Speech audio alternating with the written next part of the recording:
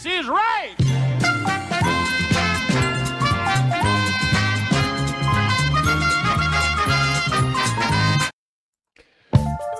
Woo!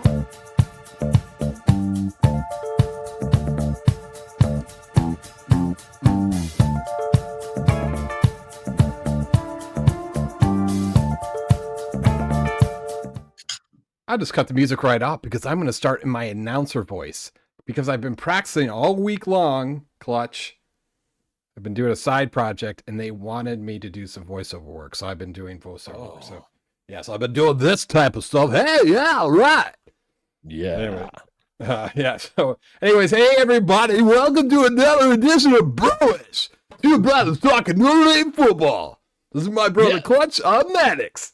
And I'm drinking a Hot Butcher's supping Bad Galaxy Bowl. Hot Butcher's out of Bedford Park, Illinois, which I assume is a suburb of the Chicagoland, greater Chicagoland. All right, now, off to the show. And back with a little music. What instrument is that? It's like a... That is, I don't know. It's like a keyboard? Just a keyboard? It's a synthesized kazoo on a keyboard, yeah. I think so. I'm feeling good. Fresh off a rivalry week, right? Yeah, I suppose so. And Notre Dame with a 49-35 victory, thus solidifying their spot in the college football playoffs, the first ever college football playoffs. Yeah. 12 teams. Notre Dame's most likely going to have they're going to have a home game since they can't get a bye week. We can't get any of those top 4 spots. We're not going to talk about that anymore because it's worthless to talk about it right now because the fact is that there's all kinds of conference championships games going on this weekend. So why even consider throwing out the poll? But they did today, right? Clutch, and what happened?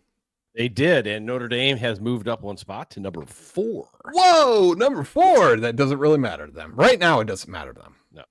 You got to wait for the for all the conference championships to play out. Then we can kind of finally see what's going to happen on Sunday when the final poll in the spots. Not even really, I guess the poll, yeah. And then they'll put all those championship winners in their first 4 spots, and then Notre Dame. If I don't know from what I see right now is I don't know if they're going to jump Penn State, right? Right. Now is Penn State's not in the Big Ten championship, are they? Who's in the Big Ten championship? Why can't I answer this question? Oregon versus Penn State. Oh, so Penn State number is number 1 versus number 3. And Penn State has already lost to Oregon this year, correct? What was that score? Oregon, say it again. Oregon's undefeated. Only undefeated team left. I'm sorry, they didn't lose. They beat Penn State. My bad. They've already played them. Is what I guess what I'm getting. Oh, did they? Okay. So I think so. Listen, man. It's been a long freaking week already. It's already Tuesday. I had a sick kid yesterday, doing a bunch of stuff, doing a side project, like I said, and then today was kind of a long day. So and then here we are, almost 9:00 on a weekday night. And we just got done with the college football playoff rankings. Notre Dame's 4. Clutch, if the playoffs were to start today, it would be Notre Dame versus who? So according to ESPN, it was going to be Alabama, but some things could happen. I think the big thing is if Clemson beats SMC, Clemson will get a 1-4 bid because they're a conference champion. SMC will drop in the rankings, but still stay in the top 25, which will bump Alabama out. And then it might be Miami, which would be pretty epic if it was Miami, Notre Dame at South Bend. Wow. Yeah, that'd be fun. I don't know if Miami makes it though, right? Didn't they lose this weekend? Yes, they're sitting at 13, I believe. Yeah, I don't know if but again, anything can happen with the conference championships here. I don't know.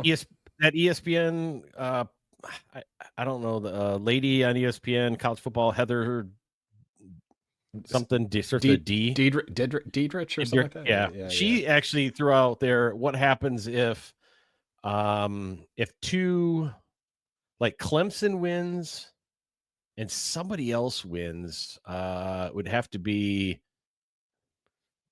Arizona State would win or something like that. I don't know, but she made this scenario where if two of the teams win, they jump up in the top 4 and they'd be previously completely out of the top 12, way lower ranked, jump in the top 4 and mess everything up because everybody would be shoved down, back 2 spots. Again, Alabama would fall out again then at that point. So, well, if we're talking forecasts, we got to bring in the forecaster and one of the, I would say, maybe the one of the most popular graduates from the University of Michigan himself, Derek Kevra. Derek, thanks for joining us tonight.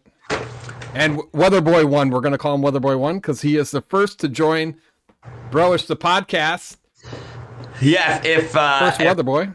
Yeah, there's 2 of us, and if Alan wanted to be Weatherboy 1, he would have stayed awake and done the podcast, but he didn't, so now he's Weatherboy 2, I'm Weatherboy 1. Hi, guys. I'm excited to be here. It's great to talk to you both. Hey, well, we're excited to talk to you. I mean, the fact being is that you don't have to do any of this worrying that we're doing right now because your team is out of the playoffs. That's not very nice, man. God. They won the championship, and they won it legitimately, didn't they? Wink, wink. Legitimately. I don't think there's any evidence to prove otherwise, none that I've seen that's changed my mind of anything. This has been, so as a Michigan fan, this season, until Saturday, was a disappointment. With 1 3-hour chunk of time, it has all of a sudden become one of the best Michigan football seasons in a long time because as the biggest underdog in the history of the rivalry, we went to Ohio State and won. I mean, incredible. It's pretty damn good. I mean, the fact is you guys were 3 touchdown underdogs. Was it 3 touchdowns? Really? 3 touchdowns. How is that in a rivalry of that you've won the last 3 matchups in? Yeah. That you won the national championship. I know you lost some players, but again, 3 touchdown underdogs. We lost our entire offensive line, our starting quarterback, our starting running back, a couple of our wide receivers. We still had our tight end who wasn't playing. Our best defensive player wasn't playing. So our defense still, I think people say the defense is still pretty good, but you're missing your best guy in Will Johnson, and you're going to Ohio State, a team that spent $20 million in NIL money. Oh, it's a home game. They're 10-1. Their 1 loss was not even that bad of a loss. So going into the game, I mean, the odds were stacked against us. Now, Derek, you said that you were talking to us before the podcast started, talking to us about, going out. It was a ritual that you and your father go out to the same bar the last 3 years, and 3 wins, hoping for a 4th win, but you had to change it up because you had the kids. Now, what is the level of intensity at the Kevra household? You got the kids, you got dad, you got some beers. What's going on? I mean, what is the intensity of that victory feel like in that household? The intensity ramped up exponentially as the game went on. So our tradition, Dad and I, we started going to this one bar 3 years ago. We sat at this one table. We won the game. We did the exact same thing the year after that. We won the game. We did the exact same thing the year after that. We won again. So 3 years in a row, the ritual is working. And so of course, Dad's like, well, we got to go back to that same place. And I said, Dad, I got the kids. I don't really want to take them to the bar. Can we just go watch the game at your house? You go into the game, it's house money. Michigan was playing with house money on Saturday because nobody expected anything from us. You get to halftime, it's 10-10. You start convincing yourself that okay, look, this is good now. No matter what happens, we're not embarrassed. At some point in the 3rd quarter, I looked at my dad and I said, we can shock them. If we're at this point of the game, we can win the damn game. Let's go win it. So what happened when you did win it? What was going on in the Kevra household? What happened? Chaos. So we started. Okay, so obviously was there yelling, screaming, yelling, screaming, and swearing? Yes, swearing. My dad actually looked at me and he said, "Are you sure you want to swear this much in front of your kids?" I said, "A game like this, absolutely yes." But We are a good luck kind of ritual family. So every time Michigan did good, I would throw the kids on the couch. Oh. Like one on this sofa, one on that sofa. Get a Respect little workout in as well. I mean, carefully. Like I'm not looking at the kids, but I'm throwing one kid on this couch and one kid on that couch. Something else good happens. I keep doing it. So that turned into our thing for the game. So anytime something good happened, I would just chuck these kids on the couch. So they were loving it, I bet. they're loving it. 8 and 6. They love being thrown around. But yeah, then when we won the game, I mean, we were just running around the house, we're screaming. It's craziness. I was going to say that's about the time when you guys won. That was about the time you said, "I'm running through this plate glass window right now. I can do it." Well, like any football game, you guys have had your share of this with the Irish this year, but like there's these ups and downs and these massive swings. So like the energy of the Kevra household, it's ramping up, and then Warren throws that freaking interception on the 2-yard line, like 7 minutes left in the game, and you're like, oh my God. Here it is. That was it. That was our chance. And then Ohio State, they're going to go down and score. But the defense holds again. We turn around, we get the ball back. We chew up that clock. And then that run, I mean, that Mullins had where he is stopped on 3rd and 5, but he somehow bounces off and runs for the first time. That was the game right there. And I mean, kids are screaming, I'm screaming, high-fiving dad, chugging beers. I mean, it was the best game that I have seen in a long time because nobody expected it to happen. What kind of beers? Oh, you'll love this. So so my dad he's a huge Michelob guy, and he loves Michelob Golden Draft. Which you cannot get. You cannot get Michelob Golden anywhere outside of, I think it's Minnesota. Like I think you have to, like, legitimately they only sell it like in Minnesota. It's like, okay, so it's like Molson Triple X. You could only get in Canada, and okay, yeah, yes. okay, but this one's continental. I mean, you just drive there. It was my dad's 70th birthday this year, and my mom secured 4 cases of Michelob Golden Draft, and she got them from Minnesota to Michigan. And so that was another thing. It's like I popped one of those, and we were winning, and I was like, Dad, I'm sorry, but I've got to stick with this beer. And so I think I probably went through like, I don't know, 5 or 6 of them during the game. I think I'm going to show my age here, but it sounds like your mom's got a little bit of Smokey and the Bandit in her, where she's just, take the beer, bringing it across the country. I know. I love it. It was good. So, I mean, our season, I mean, and then of course, the big story afterward was the flag planting. Yeah. Yeah. Well, first, before we get to the flag planting, we'll talk about this for a second. I wanted to know if my level of intensity matched your level of intensity this last weekend during rivalry week when we played USC. You guys were playing Ohio State. Yep. Clutch, play that video for us. Sure, I'll do that right now. Fuck USC. Fuck USC. Fuck USC. Fuck USC. Yeah! What the fuck? That's what I'm talking about! Fuck SC! Fuck SC! Fuck SC!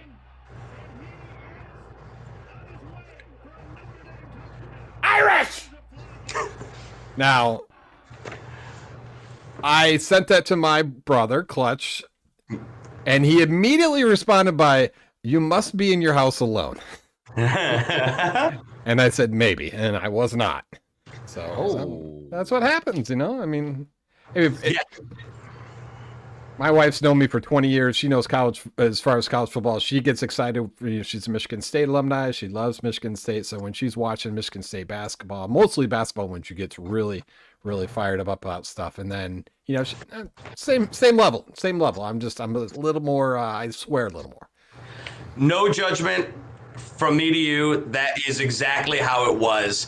I think I yelled when Mullins did not go down on that 3rd down and he picked up that 25-yard gain. I think I yelled as loud as I can, "Mullins, you sexy mother," at the TV. And I think that was the moment my dad was like, "Are you sure you want to be swearing like that in front of your kids?" And I said, yes, I do. So back to the flag thing, I do want to point out that Yes. our local news broadcast here made the headlines about the flag guy, the guy that saved the flag. Yeah. Oh yeah. The Michigan guy. Jason Avant, ex-Michigan. Yeah, I remember him. NFL player. Yeah, he's Yeah. the one that saved the flag there, and He was a receiver, wasn't he, Derek? Yes, he was there when I was in school. I watched him. Oh, nice. Yeah, they Yeah, were. Jason, I that was remember their him. big thing. That's what made the local news here. It made like the headline for the night or whatever before leading into the 11 o'clock news or whatever. So how do you guys feel about that flag planting thing? Before I get into my opinion on it. Well, we've had it done to us by the old Sparties.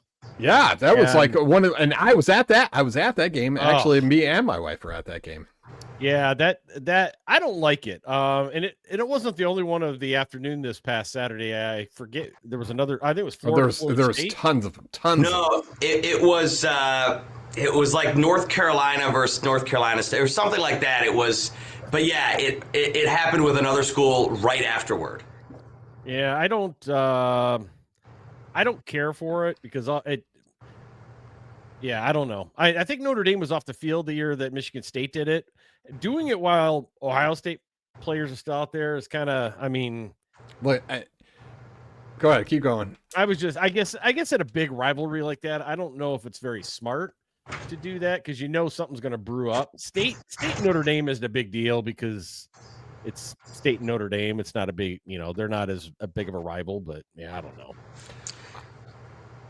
Let me say I like it. I enjoy it. When it happens to your team, yes, it sucks. And I definitely agree with you, Clutch. When it's these really intense rivalries, and they're doing it on your home grass and your home field, you almost have an obligation to protect your field, and I don't think that's a bad thing. Now, but that's where it is. That's the conflict that we have. That these two teams come together. Someone's going to get hurt, right? I mean, Arizona State, they literally had that. They had the Trident. They had the Trident. I mean, what? I mean, come on. I mean, at some point you got to be realistic about this and just keep it to flags. How the hell does that shit go in turf? Anyways, doesn't go into turf. It just kind of like it did. It didn't stick very well. But actually, somebody, Baker Mayfield, was actually asked about this the other day, and he was just like, "Let the boys play. It's just let them do their thing and have fun." But again, like I think it does.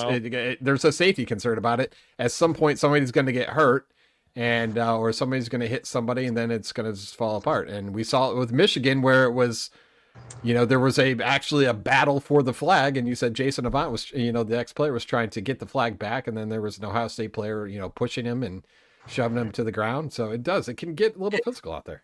Yeah. It's a thing in college football. The planting of the flag, if you go to another, either a rival or, a top ranked opponent, it's not exclusive to Michigan doing it to Ohio State. I mean, it happened to Michigan twice this year. Oregon did it and Texas did it. So when they came to us to play. So it happened on our field to us, and there wasn't a fight. Now, I know it wasn't a rivalry game, so there's some added emotions to it. I personally agree with Clutch. I'm not a big fan of the planting of the flag because it just causes so much drama. I remember, I can't remember the player it was, but it was a couple of years ago, Michigan versus Michigan State. And one of our best defensive players, I think he was defensive line. He went out and he started cleating the S, like rubbing his feet and dragging it to scrape up the S. I remember this, yeah. It's like all you're doing is asking for trouble when you do that because you're at the opponent's field. You're not getting your home crowd to go crazy when it happens. Right. You're just doing it to kind of be a dick. And I know well said. Well, and the argument is, and this is what the Michigan fans and Michigan coaches and people said afterward is hey, if you don't want us to plant the flag, then beat us. If you don't want us to do it, then don't lose the game. Fair. I just don't know that it brings that much pride to the fans that are there. all it does is it causes a fight. Clutch, what do you think if they would have taken the jeweled shillelagh and planted it in the middle of the broke? field? Yeah. They start playing, right? I don't know. They put it in a knee brace and let it mend itself. I don't know. Yeah, one of the Michigan players I was very impressed. They interviewed him off to the side after the dust had settled, and he basically said what you said, Derek, is that he said, yeah, we're celebrating out here, but lose respectfully. If you're gonna lose and you lost, put your tail between your legs and just go on. I mean, so I kind of get it's two perspectives. I do agree that it's over the top. Get out on the field and celebrate and wave the flag around. You don't need to plan it or anything like that. Yeah. I mean, because next year might lose and then it's gonna happen back to you. So, and that's kind of the argument that a lot of fans have been making is there was a 16-year stretch where Ohio State beat us 15 out of 16 years. Yeah. And we sat there and we ate it. And they did some crap and we ate it because we lost. And there's nothing we could say. We were getting our asses kicked year after year. And so the pendulum has kind of swung, and especially in a year where we were 21-point dogs and nobody expected us to go into the shoe and win. And so there was this extra level of pride, but still, like, I just think there's a certain level of like act like you've been there before. That's not it for me. It's just you're encouraging and you're inviting drama and fights if you do shit like that. Especially you're surrounded by them, by the way. Like the Buckeyes were all around us. Yeah. Here's the question. That's what else. That's a good point, because that same guy said we had 4 quarters to go at each other, just to punch each other out. Yeah, we're done. Don't get out here and fight some more. Yeah, I mean, you had to. And some of the Ohio State players, I watched a lot of on-field videos of the fight afterward. Yeah. And like one of the Ohio State guys was like, "Where are you going after the game? Where are you going after the game?" I was like, "Dude, you had 3 hours to fight this guy." Right. Hey, Derek could have been a guy on the bench who didn't even get on the field. He just wants some action.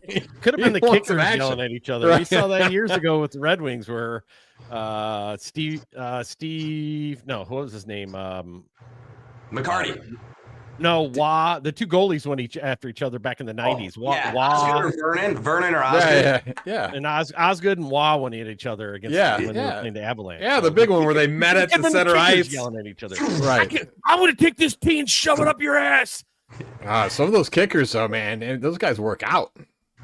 Yeah. Can I air a bigger grievance though than the flag planting? Please.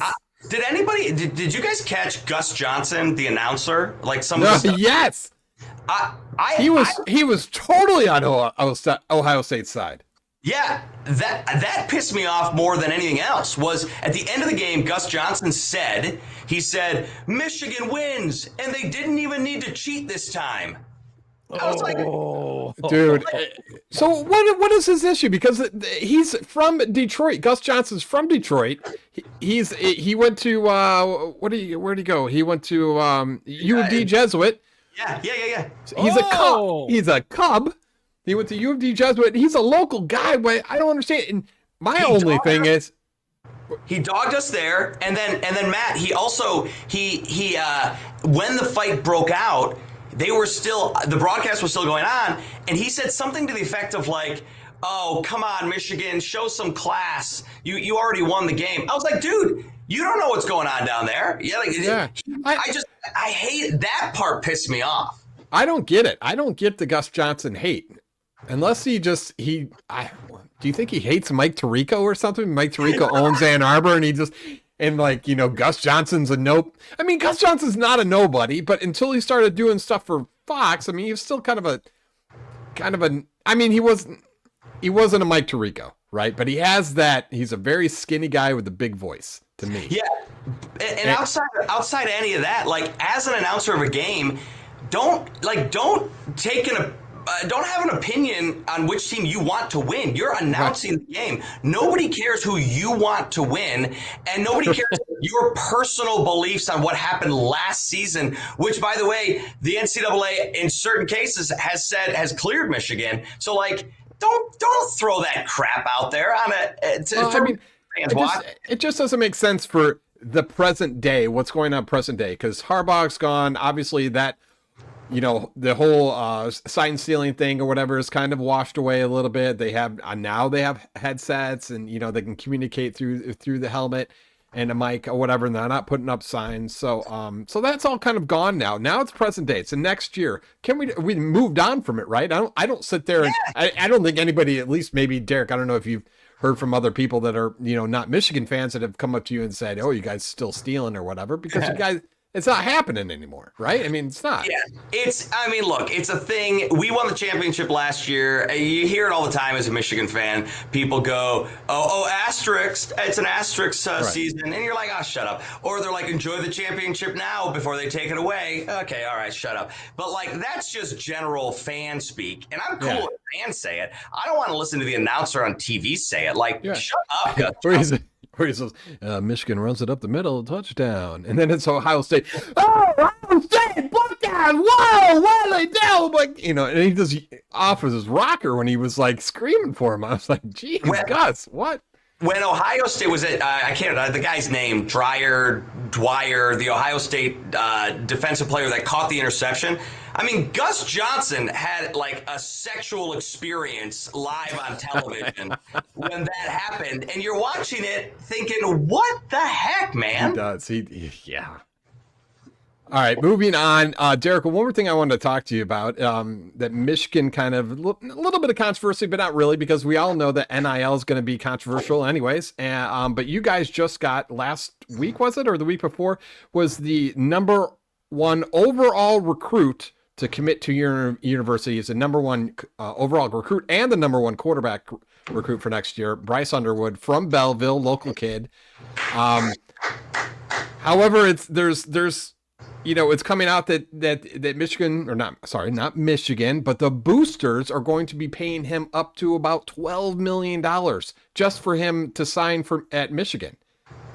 Is this good or bad for college football? It's bad. It's bad. It's, it's not just football. It's basketball. I was talking to a high school basketball coach who was saying that it's bleeding all the way down to a high school level, like to 9th grade, when parents are pressuring the coaches to let their sons or daughters do whatever the parents think they should be doing in order to get money and get paid. And so I think it's bad for the sport. It's bad for the college sport. It's bad for the high school sport. And it's bad because what it's going to do is certain programs that have money will use it and they'll be successful. Notre Dame, Michigan, LSU, Texas, they will all be better or be good. And all these smaller programs, Boise State's, you go down to Eastern Michigan, Western Michigan, they're just not, will they even have a football team? Because nobody will go there, which is sad, because who's the Raider that the Lions were talking about trading for, the defensive end? Oh, the guy from Eastern. Yes, but he went to Eastern Michigan University. Players like that will never end up at Eastern Michigan University if they can make $12 million going somewhere else. Heck, even $500,000 to go. Max Crosby is who I'm thinking of. Yes. But he has done so much for Eastern Michigan football since he went pro. All of that stuff's gonna be gone because he's never gonna end up there. He's gonna go to a big time program because he's gonna get paid big time money. So am I happy that Bryce Underwood is going to Michigan? Obviously. I don't think that NIL is good for sports, and I think we have overreached with it. Yeah. Well, when you got, and that was from like one big booster, right? Because Dave Portnoy from Barstool Sports told the story about how he went after one of the boosters and tried to get him to donate a bunch of money, which he did. And I don't know if Portnoy put any of that money in as well, but still, You got some big donors now. All these universities have these big donors. We know Alabama has them. Notre Dame certainly has them, and so they're just going to keep playing this game until the NCAA, gets off their ass and actually makes some restrictions for NIL. Yeah, and it's you say all these programs have it. I would just big time these Power 5 conference schools. Yes, all these big time programs have it, but I mean, even schools. I mean, think about Kansas or Duke football, UNC football. I mean, they've had occasional upticks. Like, who's going to go play football at UNC when you could make $3 million and go to Alabama? Yeah. Oh, of course. All right, let's move on. Oh no, you want to Clutch? You got something? Go ahead. Yeah, hot off the wire. Just because Michigan can pull the number one quarterback and recruit in the country, Notre Dame could pull the number one player in his rightful position too and flip. Kicker? Is it a kicker? Yeah, it's a kicker. Oh my God! It's his number one kicker in the name. Well, we need it. Yes. We definitely need it. Smith, 6'1", 185, and they turned him away from Wisconsin. Nice. All right, took him from a Big Ten school. Good job, and it wasn't Michigan, so that's good. All right, Derek, I know you got to get back to work, so I don't want to keep you, but thank you so much. I appreciate you. Yeah, phone's ringing. I gotta go. Gotta go, guys. Hold on. One second though. Let's plug the podcast. Derek and Alan, they've been doing the podcast, but now most recently trying to get them onto Spotify. Go check them out. It's called the Weatherboys podcast, correct? The Weatherboys podcast on Spotify. We also have a video version on YouTube, but we are trickling all of that content on Spotify. So if you've got it in your car and you listen to it, give us a go. Great. Anytime you guys want to join us, I welcome it. I'll even talk Central Michigan football. I'm sorry if Alan wants to get on and talk. No, I'm just kidding. I don't even know what kind of team does he like. Does he like football? He's a Cowboys fan. He's a Cowboys fan, really? Yeah, and I think he leans more Michigan State than Michigan. Okay, we'll have to ask him next time whenever he has a chance to get on here. Might be the next podcast. All right, I'll let you go, Derek. Thank you so much. I appreciate it. Good talking to you guys. Bye, Clutch. Right. Great to meet you. Talk to you in person, buddy. All right. See you, Derek. Bye. Bye. All right. So, a few things just to wrap up. Notre Dame obviously has got the week off, and then they wait until Sunday and to see who they're going to be playing in the first round in South Bend. Hopefully, do you want snow? We should have asked. Oh, hold on. Is he still there? No, he walked off. He had a piss bad, I think. Derek! Okay, maybe not. I'm going to keep him on. If he comes back, I'm going to put him back on because I want to know see if he can. He actually did this video with one of our other anchors where the anchor was doing this funny social media thing where he was asking him. He's like, hey, can you tell me what the forecast is going to be in 3 weeks from now? And he kept doing it like for different events. Like, it was like months or a year out, and he was like, hey, when is this what's the forecast going to be on this date? And it's like a year away. So I was going to ask him, what's the forecast going to be on December 20th? Because I think it's going to be the 20th or 21st. They haven't announced dates yet. So no, they have not. And I threw it in the chat thinking maybe he'd catch it, but he didn't see it. Weather.com has it at like 36. It's just like throwing the darts at the board blindly. But no precipitation. I didn't even say that. It's not even that advanced because it's almost 3 weeks out. But if you think about it, 36 degrees is going to be a shocker to Alabama and Miami fans. I would really like snow, though. Notre Dame would be able to run the piss out of the ball. Imagine if it was Penn State and we had to play Penn State and it was snowing. Yeah, whatever. That'd be great. That would not be good. All right. There'd be no advantage. Let me look at this poll because I haven't even seen the poll today. Let's do a little preview of the poll here. Let me see if I can do a little ranking. All right, 9 hours ago. That's not. No, that's not it. I got it right now. I got it up. Want me to float up on the screen? Yeah. Oh, hey. This is worthless. I'm not impressed. Hey, blow up. I don't even understand how the fuck my plug talk. Well, there it is. All right. That's a real cartoon from Disney Channel, by the way. I forget the name of it. We're going to be sued probably, huh? Maybe. Well, maybe he will. We're just playing it, but no, it's parody. It's covered under fair use. You can actually do that because it's parody. It's parody. There we go. That's right. top 12 right there. We can scroll down. I wanted to make sure you could see it on the screen. Can you do a shift controls mouse scroll on there? And yeah, I've already done it. I've already done it. I can go farther, but you're going to lose. Okay, I see. But you can scroll that. Yeah. There, you want to see it? Yeah, you can scroll down though. You can go through. We can go through it. Yeah. There's top 12. So we got Oregon, Texas, Penn State, Notre Dame's number 4. They moved up 1. So right off the bat, Texas and Georgia are going to play. Number 2, number 5 are going to play this weekend, and one of them is going to lose. And I don't know what we want. I would assume we want Georgia to lose. I would think they would drop. Do you think so? If Penn State does loses. does the ultimate, and no, they win. They beat Oregon, kick Oregon out. Does Oregon fall out of the top 5? They have to, right? No, nope. So they fall past Notre? Do they fall past Notre Dame? No, I don't think so. No, because their one loss is against the number 3 team in the country. We lost to the number 52nd team in the country. Yeah. So, but I mean, and it wasn't a conference championship. That's what I'm saying. If Penn State loses, that's their 3rd loss. Georgia loses, that's their 3rd loss. I mean, they've got to be dropping towards the bottom of that 12 with that loss. Regardless, if I would think that if it's I think the way the committee looks at it is that it's against the conference champion, somebody that's ranked higher than them. Okay, but you still got Penn State will have 2 losses, and Georgia will have 3. You can't tell me they're not going to drop some and drop out of the top 5.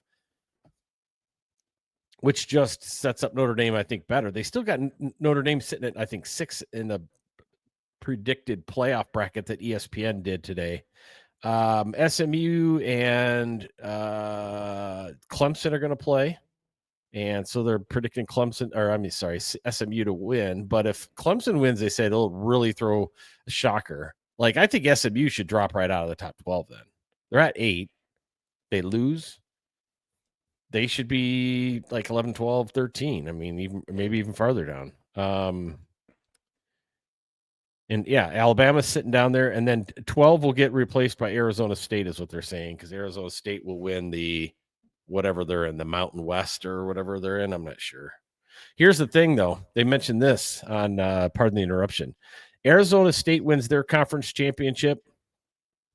Oregon wins their conference championship. Is it Texas? SMU wins their conference. Did I already say that one? SMU. There's they rattled off 4 teams that all could win the conference championship, and all 4 of those teams weren't in the conference last year. So it's kind of but I can't think of the 4. Oregon would be 1. SMU would be 1. Mm-hmm. Arizona State would be 1. Texas? Was Texas in the SEC last year? I thought they were. No, Texas is no, they were. When did they move? No, they just moved over to the Big 12. Oh, did they? Okay, so no, from the Big 12 over to the SEC. Yeah. So they'll be the 4th team. All 4 of those big conferences will have brand new. I thought it was Texas saying. I thought it was Texas. No, A&M's in the SEC. No, you're right. A&M's in the SEC. Texas is in the Big 12.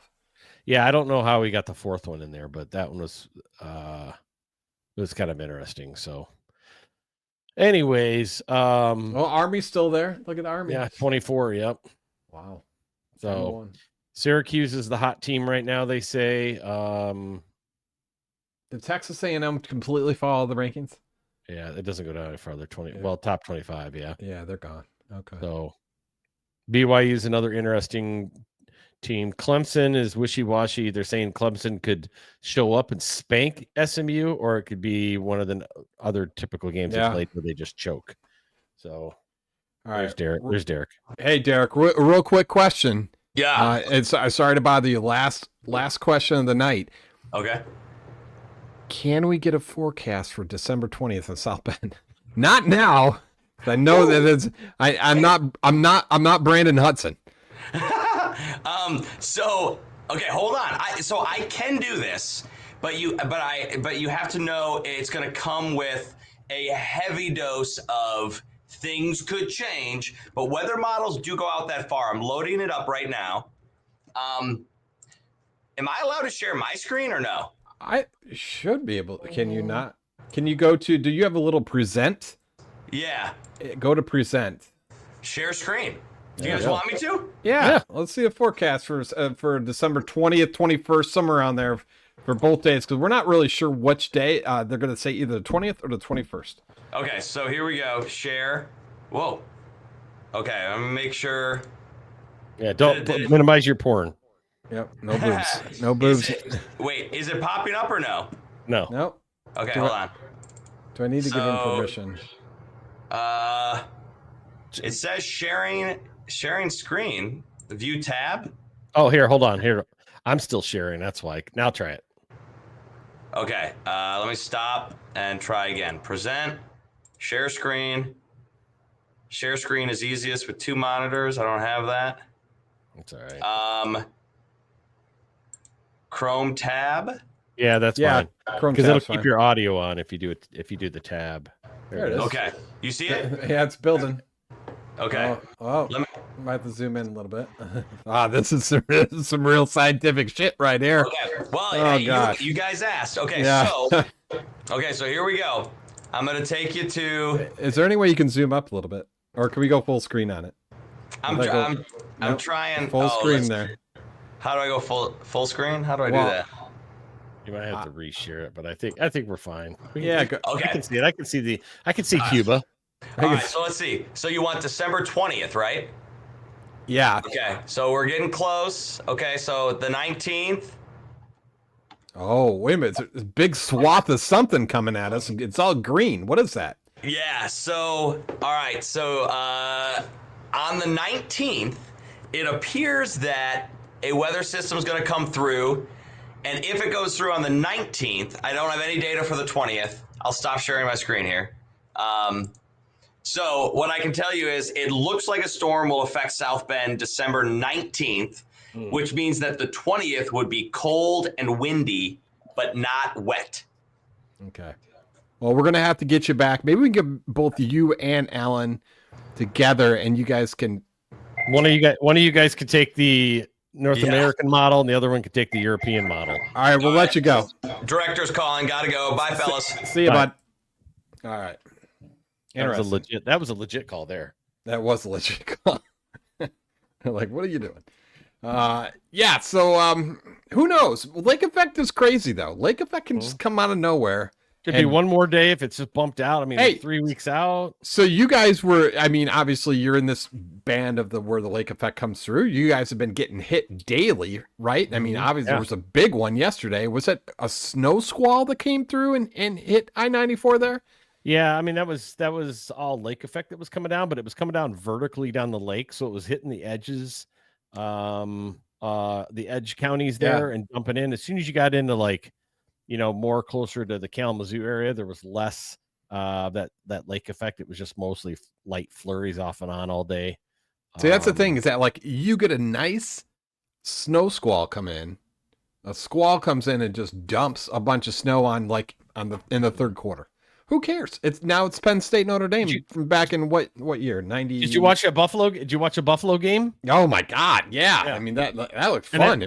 They were saying 12 miles. Was it Trico's on there? He's like 12 miles away. There was no snow on the ground, nothing coming down. Yeah. It was all lake effect. And here's the other thing is I don't know if it stays cold like this and Lake Michigan starts to freeze, that lake effect's not going to be playing into effect. It's because the lake isn't. Yeah, right. Yeah, because the moisture. We'll get it more scientific, but we all know what lake effect is. It gets captured up by the lake and brings it up, and dumps it down. My in-laws just moved over here from the east side of the state, and they've never heard of it till they got here. And they're like, "What is it?" And are you serious? They've never heard of it. We get lake effect. Well, we get lake effect off of Lake Huron. Lake Huron will actually, from the thumb, bring lake effect into this area. It doesn't happen a lot, but it does. It drifts down. See, that's why having a couple of weather guys, weather boys on the show will help you out, especially next week. So I think next week we should probably tape on Sunday, and we should get the guys in and ask them. Now we're closer, a little closer to the first game. What do we think? I don't know. I think the Prediction? Gonna, yeah, What are you asking me for? not prediction of weather. I don't think we can't do a prediction until we get a team. Right? No, yeah, I agree. Yeah. Yeah. So let's just kind of wait on that. And I'm really looking forward. I hope there's a big snow squall comes through, lake effect, whatever you want to call it. Dump some snow, not rain, snow. And it just needs to be fluffy, like freaking out the fans or the other team. And you know who that other team should be? Number 12, Miami. Then we got Catholics versus convicts at Notre Dame. Gosh, that'd be a great kickoff to the holiday week. Oh my gosh. Oh my God. I'm gonna think about going down there just to be down there. That might be a good tailgating. I bet you that tailgating will be lit. Dude, I would go there just to go to the backer and hang out there for a little bit. I don't know. I mean, might see this guy standing along the bar saying he goes to school there. Yeah, on the team. Yeah. Well, that's the other place. What's the other bar? Oh, that's gone. No, is it? Yeah, no, it's still there. No, it was down by Eddy Street Commons, past that a little bit, wasn't it? No, but it's still around. Corby's still around. Are you sure? Yep. Yeah, they're still around. I'm renovation. Actually, right now, 1 month ago, renovations begin at Corby's Irish Bar. I was just pulling up MapQuest right now to do a search. Oh wow, they're putting up a whole beer garden and everything. Wow. Yeah. See, it's not a hole in the wall anymore, is it? And now you got to go there. No, because it's famous, man. You got to make money out of it. That's where you're going and drinking that Pinky Out beer, that Michelob Golden or whatever it is. All right, let's wrap up this week. Notre Dame, obviously 11-1, great season. Marcus Freeman becomes is he the first Notre Dame coach to reach 30 wins in his third year or something like that? It's something weird like that. And he's 30-9 though. Did you think that Marcus Freeman could take what Brian Kelly left over and do what he did and go 39 in 3 years? I think it's remarkable. 10 win seasons, at least 10 win season. He's got 11 this year. He's doing fantastic. So I didn't believe it. I didn't think he was going to do that. I liked the person who he was. I just didn't think that he had the experience to be a head coach, especially at a top level program as Notre Dame. He's doing it. Yeah, he's doing it, and Notre Dame's helping him too. That's another thing too. Is Notre Dame is helping him. Look at that. Oh wow, that's really built up now. But Notre Dame is helping him. The administration is helping him by getting them the people and paying for the assistants, for the coordinators that they need. They're not dicking around like they did before. They're paying for guys to lead this program and back to a national championship. And they definitely have a chance this year. Clutch, thank you very much for joining us. I'm gonna close this out with one piece of philosophical thought to ponder over till next week. All right. So my last thoughts. Guys, thanks very much. Go Irish. Clutch, go ahead. This is off of what Matt just said, segueing. So, yes, he has done that well at Notre Dame. Notre Dame's one thing that they want to do every year. Their thing that makes or breaks a coach, win a national championship, right?